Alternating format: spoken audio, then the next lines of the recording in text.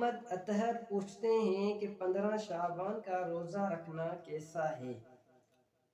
محمد اطہر بھائی، شب بارات کے بعد والے دن یعنی 15 شعبان کے روزے کا ہے، اس کو بھی سمجھ لینا چاہیے۔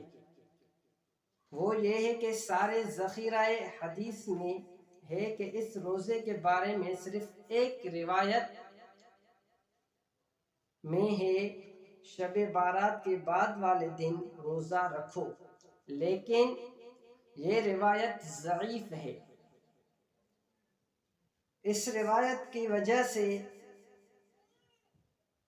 کہ روزے کو سنت یا مستحب قرار دینا بعض علماء کے نزدیک درست نہیں ہے۔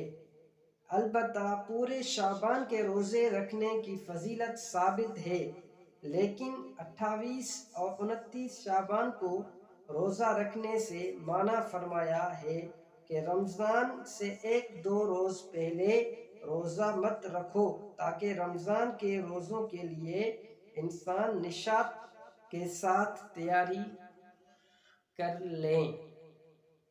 تو اس میں ثابت ہوا کہ صرف 15 شعبان کا روزہ آپ رکھ سکتے ہیں، لیکن یہ مستحب ہے، سنت نہیں۔ تو آپ اگر پہلی شعبان سے روزہ رکھنا شروع کر دیتے ہیں تو آپ 28 شعبان تک روزہ رکھیں، یہ سنت ہے، یہ احادیث سے ثابت ہے۔ صرف 15 شعبان کا روزہ رکھنا یہ سنت نہیں ہے۔ کافی علماء نے اس کو مستحب قرار دیا ہے، لیکن کافی علماء کے نزدیک یہ درست نہیں ہے۔ تو آپ اگر 15 شعبان کے روزے رکھتے ہیں بھی ٹھیک ہے، اگر نہیں رکھتے بھی کوئی مسئلہ نہیں۔ قرآن کا منہ چھو مٹے تو قرآن کے کون پڑھے تو چھو ان کا دور رہے تو چھو ان کا دور رہے تو چھو ان کا